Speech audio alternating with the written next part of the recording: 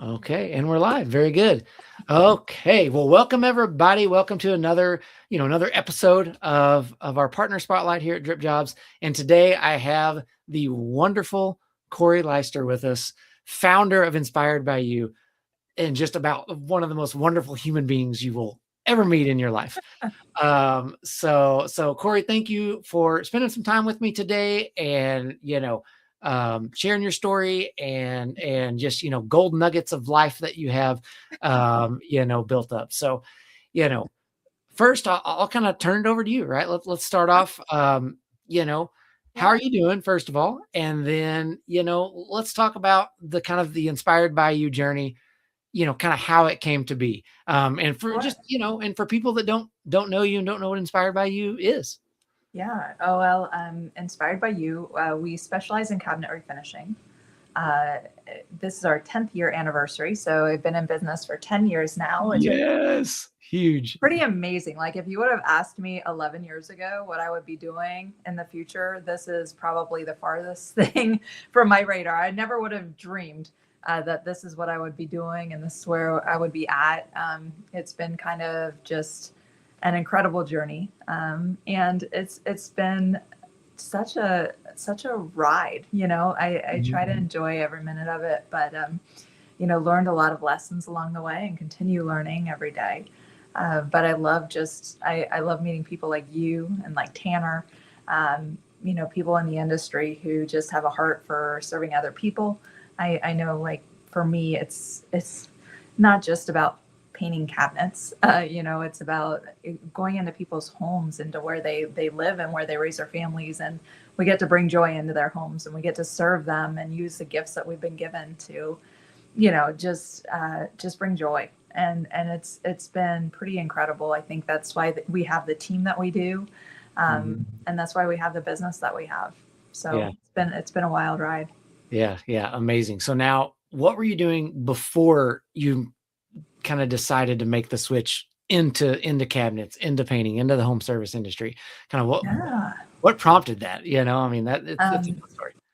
Yeah, I right out of college, I was a teacher. I taught seventh and eighth grade, and I loved that. Like, I love kids. I love the middle school age. It takes a wild person to do that age, Mhm. but I loved it because it was like the same kid would come in every day, and they would have a different personality. They're just trying to find themselves, and it was just I absolutely loved middle school, and on the side of teaching and coaching, I was a volleyball and basketball coach. My husband Chad and I started a business on the side, Mhm. and it took off rapidly for us. So within a 3-year time frame, I was making 3 times my teacher's salary, and I decided to step away at the age of 27 to pursue our business full time. And it was awesome. We had a blast. It was something that Chad and I could do together. We were traveling all over the world, and just impacting people. And I've always had a heart for that. I've always had a heart for leadership, and specifically leading women. I think that that's always been on my heart. Mhm. Um, and it was an incredible journey. Chad and I built our business for 6 years before we had our oldest, Haley. Okay. And so it was like we were working 7 nights a week together, and just going hard and hard and hard and hard. Then we Yeah. had Haley, and it was like, okay, well, now somebody else needs me. So I got stuck at Yeah. home with Haley. Not stuck, I shouldn't say stuck at home. Like, I Yeah. had dreamed of having a baby. So that was like my dream, to be at home with her. Um, and after I had Haley, uh, about 10 days after I had Haley, I had hemorrhaged and lost 4 units of blood. Wow. They had to do 2 surgeries, and they didn't think I would be able to get pregnant again. And then when Haley was 3 months old, I got pregnant with Lexi. And so my girls are a year and 10 days apart, and they're best friends. But now, like, Chad's out building our business by himself. I'm at home with two like infants and trying to raise a family. And it was an adjustment from being with Chad for 7 nights a week, and then being without him, and him being without me. And so I think we just kind of got lost. And it really affected us. It affected our marriage. It affected our business. Um, and we both made some bad choices, but Chad ended up being unfaithful in our marriage, and so we decided to, like, we essentially lost a lot of our business because of that. And so I was just kind of left feeling passionless and purposeless, because when you're so used to pouring into people and for 7 nights a week, like that's what we did. We were just so used to going and going and going. And then to not be able to serve, I was serving in a different way with kids, but to not be able to just continue to do that, it just was a really lonely and low point in my life, I guess. Yeah. And since then, I mean, Chad and I were happily married now. Like, we worked through a lot of things. Like, we realized, what we both could have done better on each of our ends. We're intentional with our relationship. So, like, it was, again, like just a learning experience, a bad learning experience. I do not recommend it to anybody. Yeah. But I think because of that time, it just kind of made me reflect on some things, make a lot of necessary changes, and I think that part is kind of what created Inspired by You. I was at that, I think it was like May of 2015, where I was at the lowest point in my life. I just felt like miserable. And when you have, I think Haley and Lexi were really young at that time, 2015, I want to say like 2 and 3 maybe. And I just remember, like, there would be days where they would be the reason that I would get up in the morning, like, because you have to be a mom, and that doesn't stop when you're going through life. So you just kind of truck through and you make it work. Like, there would be days when I would be hiding in my closet and Lexi would be yelling down the stairs, Mom, where are you, Mom? And I'd be like, I'm here. And she'd be like, oh, I just wanted to tell you I love you, and like every time, like, I was kind of in those lowest points, like, God used my girls to kind of bring me through and just remind me why I was here. I don't know why I'm getting this deep with you, Eli. I don't know. You're just. I love it. I love it. I love it. Let's I don't go. talk about this stuff a lot. It's okay. It's okay. I love it. It's good. But yeah, I was at a really low point. So I went out to visit my sister in Oklahoma, and she was expecting her first baby at the time, and she needed help with her nursery. And I've always loved to paint. Like, my senior year of high school, I think it was 8 art classes that I was taking. And so any kind of medium, any kind of way that I could make a mess, I always loved getting dirty and creating, like, fun things. So, like, sculpture, pottery, painting, drawing, like, I love it. And my mom was an interior designer, so I would always, I have a good sense of color, but a lot of that I get from her. And so when I was out in Oklahoma, I was helping Megan get our nursery ready for her baby, doing, I painted furniture, wall murals, I did home decor, like all kinds of stuff. And by the time I left, her nursery was beautiful. And she said, you really have a gift. You need to go into business. And the day that I got home, one of my mom's friends called me and she said, hey, I know this is a random question. I know you've always loved to paint. Would you consider painting my kitchen cabinets? And it was like, oh, okay, God, like, he just kind of kept opening up door after door after door. I have a family of entrepreneurs. And so I just put it out to them. I was like, hey, I'm feeling pressed to do this. I feel like it might be a way that I can get that passion and purpose back. And they were like, yes. And so within a week, I had, like, my EIN number, my business name, business cards. I had website, like, I had everything that I needed to start up a business. Had no clue. Like, I was like, painting kitchen cabinets. Sure. How hard could it be? Yeah. And so it was just, I really had no idea what I was getting into. I'm still a really great friends with my mom's friend who had me do my first kitchen, and her kitchen still looks great to this day, Yeah. despite my surprise. Yeah. It was like the all-in-one paint with lessons that I had learned from a local dealer. Like I really had no clue what I was doing. But it is wild what has happened along the way, and just how, I went from brushing and rolling to, now we spray industrial coatings. I've got a great team around me. We serve customers, not just cabinets now, but we do interior painting, countertops, backsplash, flooring, full bathroom remodels, full kitchen remodels. We kind of do it all now. Yeah. And it's wild what has happened. So I never would have thought 10 years ago, but this is where we're at. Yeah. Yeah. Love it. Love it. Yeah. Well, it's clear that it was, obviously the Lord opening doors, right? One thing I always pray for just in my life, my kids' lives, things like that, is just clear doors open and clear doors closed. Yep. And those have never failed to happen. And never failed to give me direction. So, but no, I appreciate you opening up and kind of pouring out and sharing your heart. I know a lot of people that will listen or rewatch this will feel a lot of those same feelings and stuff. Kind of talking about the reconciliation factor, right? Because that's a big deal, right? That's a really big deal.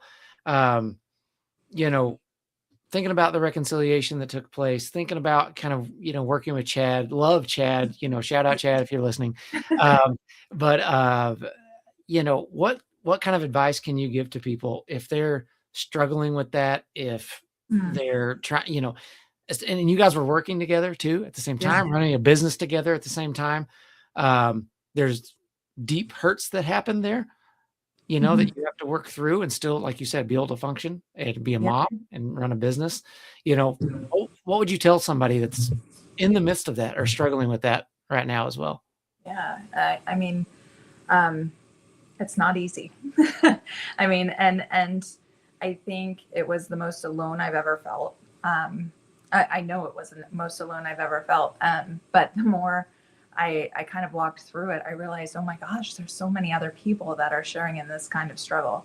And it was really eye-opening to me. I think just being humble and walking through that in humility and understanding, like, he made mistakes. How did I contribute to those mistakes, right? And kind of reflecting on some things that I needed to change in myself, still to this day, like things that I need to change to become better.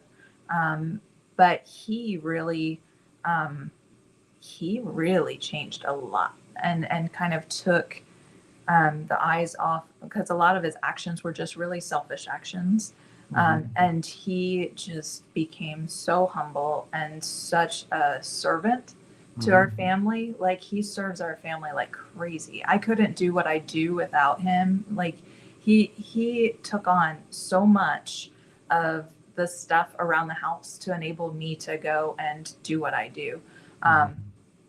And just the way that he serves our kids and the way that he's in his life, I kind of realized that no matter what I chose, because you always have people that are in your ear, well, you need to do this, you need to do that, or how could you ever get back with him? And so I had like all of this stuff in my head, and I just had to really tune out the noise and trust action and not words. And I just felt God speaking to me, Chad's fighting for your family, and I want you to fight alongside of him. And I knew that that's what I was being called to do. And again, it's not easy. But I knew, like, if I would have chose to be done with Chad and to go our separate ways, I would have had to learn to build trust with somebody else. I would have had to learn to heal with somebody, and I think that I would much rather learn to do that with him, as long as he's reciprocating that, because it can't be a one-way street. But as long as he's fighting, as long as he's working towards that, it's a lot easier to do that together.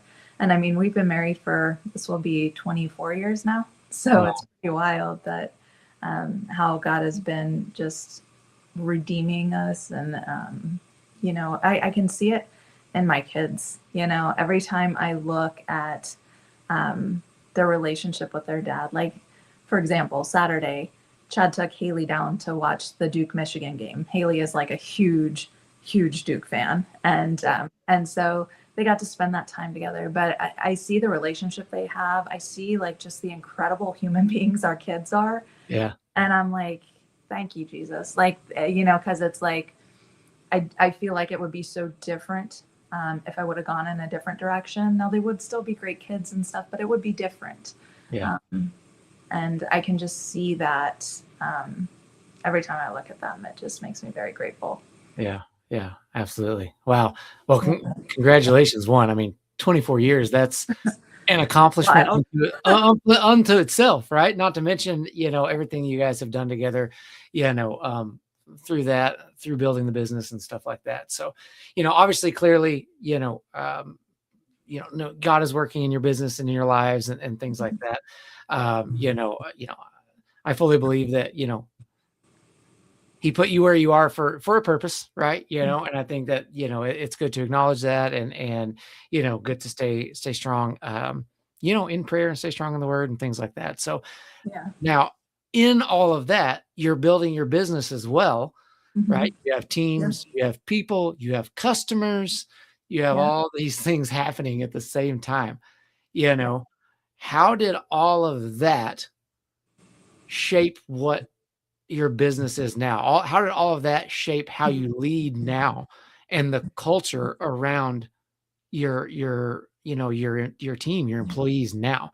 Because you're very strong on culture and and leading your team. You're passionate about leadership. I know that about you.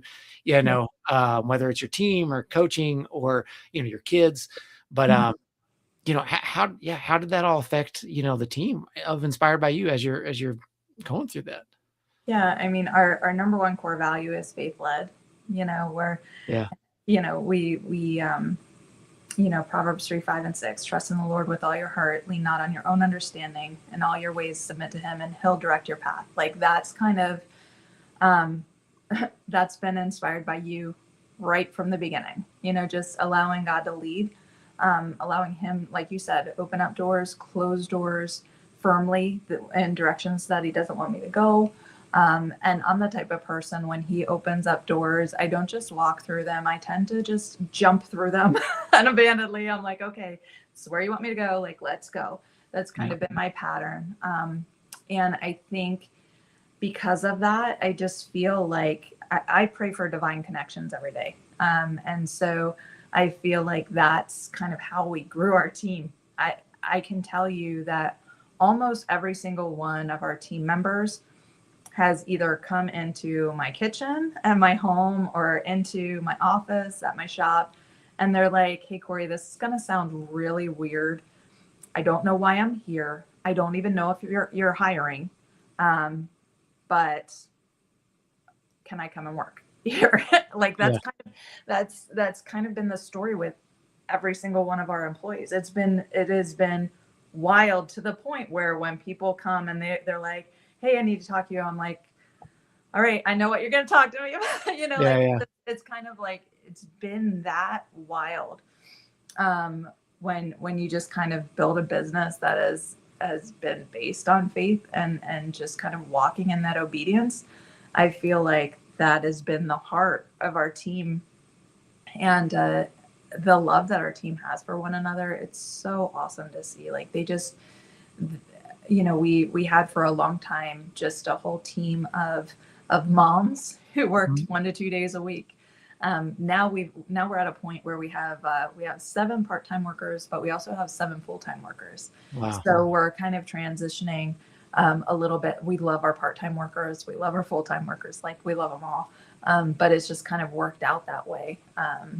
And so it's been interesting to see that transition, but the way that they serve one another, the way that they love one another, the way that they care about the people that are entrusted in their teams, our leadership is awesome.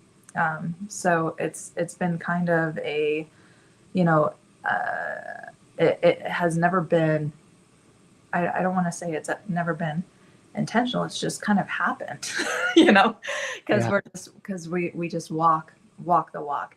We all have our core values on the back of our shirts. So it's kind of hard to not live it when it's on you, because then you look like a big hypocrite. So Yeah. it makes you kind of live at a higher standard, and just kind of want to be part of something that's bigger than yourself. Yeah. Wow. Amazing. Very cool. Very cool. Yeah.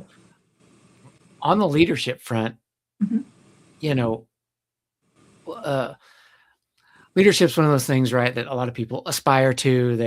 But what does that actually mean, right? So, kind of my question would be, clearly, whether it's you're leading your team, leading your family, at a PCA event, speaking, doing something like this, right? People look up to you, as a leader, and they look up to you with somebody with experience and stuff like that.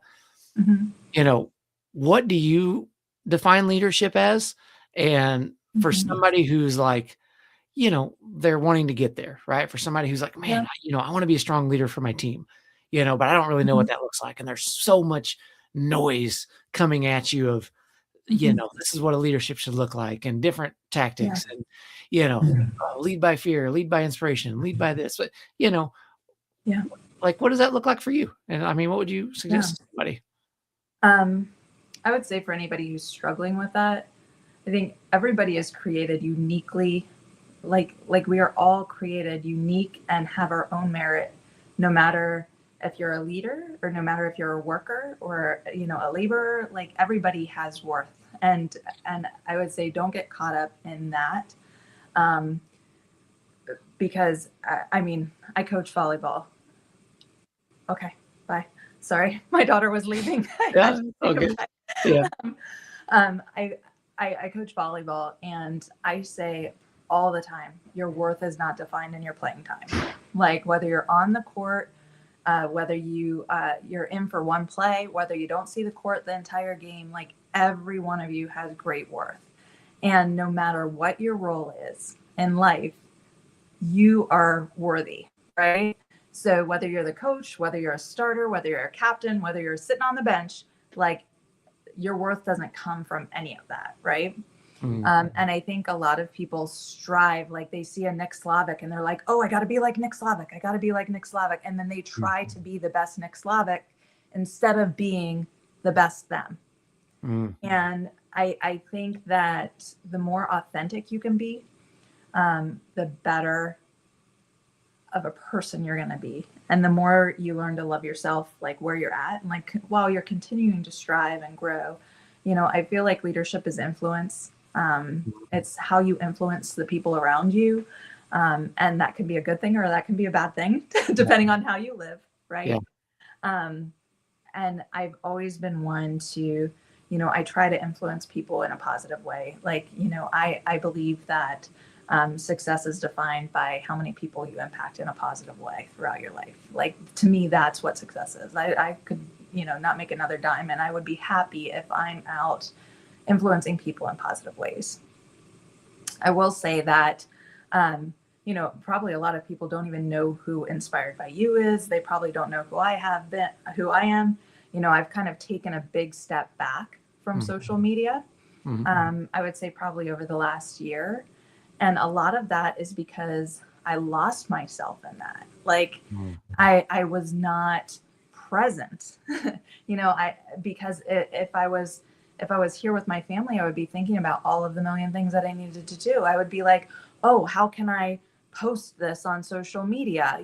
How can I create, content for this, instead of being present with my family, being present with my kids. I only have, like, 2 more years with my girls, 3 more years with my son before they're off to college. And, like, I'm very aware of that. I want this to be like, I've got one shot at making them decent human beings. I don't want to lose that because I'm so focused on, okay, how can I influence all of these other people, when I know that if I can influence my own home, they're going to be greater leaders than I ever was.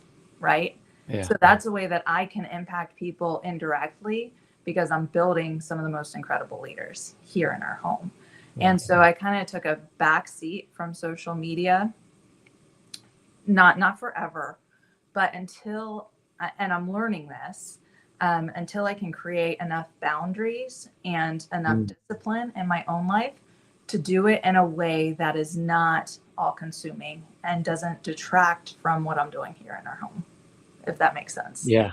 So I just want to be responsible with it. Like I want to influence, I want to impact in positive ways, but I want to do it in a way that is not, that is just authentic. It's genuine. I'm not, I'm able to be present with the people that I love, and like, and present with people who I respect too. You know, I can't just, I think it hit the wall at the end of 2025, where it was like mid-November, when I was just like, I need to stop. Like, I need to reset. I need to refocus. And I just kept feeling that word present being pressed in my life. And it was wild what happened, like just crazy stuff. I was in a customer's home and she was talking to me about how she was feeling like all over the place. And I said, oh, I feel like the word present. And she brings out a book and she's like, oh, you need to read this book. And Chad was there and he's like, oh my gosh, that book just got shipped to me. I've got it at the house. And so so I was able to go home, read the book. And then like for Christmas, my sister-in-law got me this book called Present in Prayer. And then like like there was just all of these weird connections that it was like, okay, this is the direction I need to go. Kind of like everything else that's been in my life. And you can kind of recognize those open doors that God wants you to walk through. But it was wild. And so like in reflecting, I feel like coming into this year, I have felt better than I've ever felt. I felt more present than I've ever felt. Like I wake up early. I spend time in the Word. You know, I read my book. I get some exercise. Like I have stuff done, and I feel like I am so much more present. I've been more intentional with my team. You know, every Friday I've been taking one of them out, and just not for business, like just to spend time with them. Because I feel like, you know, last year it was like I would pass them and I'd be like, hey guys, how you doing? And like just kind of going from one thing to the next. My mom and dad live right across the street, and I'm the oldest of 5, and I probably see them the least. And so every Monday I've blocked out my calendar to have breakfast with my mom, you know? And so like things like that, I've just been more intentional at being present. Yeah. And I think that has helped me just thrive in all other areas. And then I know like, I feel like, you know, God has given me a platform of influence with, you know, some of the groups that I had built like years ago. We have incredible admins and moderators who keep those groups running now. Like I've just been kind of absent. But I know that he's given me a platform of influence. So how can I use that in a way to help people? And, you know, I look forward to getting back into that. But it was kind of nice, this PCA, just kind of being there and not having to speak. People don't know me. I'm like, this is awesome, you know? And I was like, it felt kind of good because like, okay, I can just breathe a little bit, you know? Yeah, absolutely. Well, and I love the real life practical things that you're doing too, you know, because I don't know, you know, people say, and you hear a lot of things, and, you know, there's a lot of content, there's a lot of things out there, and it's just like, you know, okay, what are you actually doing, you know, and, you know, not what you're taking a video of, right? But like, you know, what are you actually doing? And, you know, how do you actually make those changes on a very practical, real life basis? You know, so that's, you know, very, very cool. I love that. You know, talking about coming into 2026, obviously we are in 2026 now, you know, you know, what what does it look like for you guys kind of, maybe on the business front, right? What do you personally kind of, what are you working on? What are you working on for yourself this year in 2026? Yeah, I mean, well, business wise, we're staying steady. We do like 2 kitchens a week with kitchen cabinets, but now, like our average kitchen was around 8,000, and now with all of the other services, now we're going like between 75,000 to upwards of 6 figures with our bids, because they Wow. want us to do the whole thing, which has been pretty incredible. And there's a learning curve with that too, because now it's like before we could just slide kitchens into our schedule because that, like, we were just doing the cabinets. But now that everybody wants us to do everything, it's like the scheduling, and then like, okay, so we can put these guys in the schedule here. We can book everything out. It'll get great. But then the immediate work is like, oh crap, we just need a kitchen. Do you want to just do your kitchen? Because we'll go take care of that. So Yeah. there's been like learning curves with it all. It's great. And like the future, like January was Chad's highest January, that he's ever had in sales, which was amazing. But the production was slower. So, the future's great there. Just having a crew that can function when I'm not around is pretty awesome. The fact that I was able to go to Florida for the PCA event, because I feel like events like that, so many people count the costs and they're like, oh, it's so expensive to get there. It's an expensive hotel, blah, blah, blah. I think of it as, oh my gosh, I went there, and I'll just say I met John McFarland, and he is a guy who they have a lot of W-2s, like I think it's 82 or some between 80 to 100 W-2 employees, right? Crazy. Like, crazy business owner, incredible mindset, incredible thought process as we're transitioning from our business of part-time workers to full-time workers, making sure we're compliant. Like, just the conversations that I had with him and the fact that he was willing to pour into our business and stuff, that is going to catapult our business to the next level. So just that one conversation and that one connection that really didn't have anything to do with the PCA outside of like getting together with him, made that entire trip worth it. In addition to all of the other stuff that we met, or that I gathered. So like learning to not count the costs, but look at all of the benefits to events like that. Oh my gosh, like the PCA event was incredible. But just looking to be able to get away like that for more of those events. With my girls, like they're in club volleyball, and they're Haley's getting recruited now. She's a junior, so being able to go to her tournaments, being able to do college visits, things like that, with our business being able to run without me being there all the time, that's pretty incredible. So just continuing to build just an incredible team of people who can continue to help pour into our customers and serve them at a high level. Like that's really what this year is about. Yeah.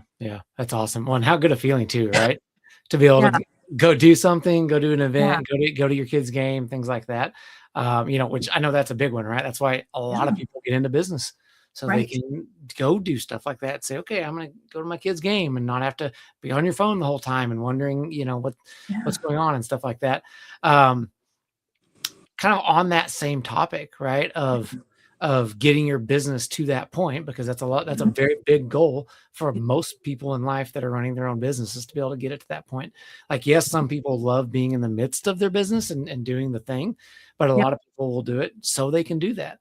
Like, what's a first step somebody can really do to just start down that path, right? I mean, is it like a key hire? Is it process oriented? Is it getting your SOPs in order? Is it instilling the vision in your team? Like how do you start going in that direction to get to that level, to get to that point?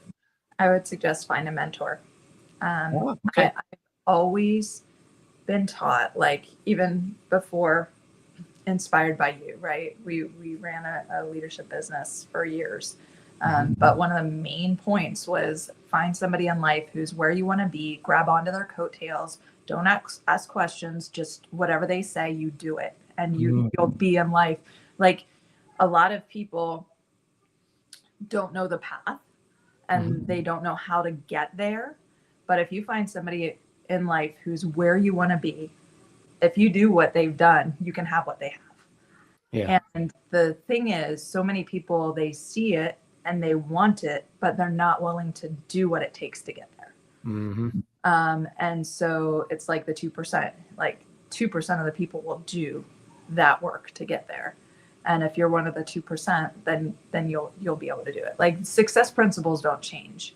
Right. So, you know, you find somebody who's successful in life, and it's different for everybody. Like John McFarland, who I was talking about with the W-2 workers, like if you go and talk to him and you have a subcontracting business model, like you can't take everything that he's done and implement it in your business and expect it to work for subcontractors. Now, some of this stuff might translate, but you want to find somebody who is doing what you're doing and has success with it at a higher level, and then just go follow them. And if they're kind enough to share some of their secrets, like follow them to the T. And kind of that's really all I've done, is just found people who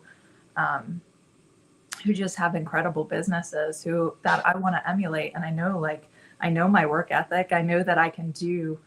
I mean, they put their pants on the same way that I do. So I know that I can do it.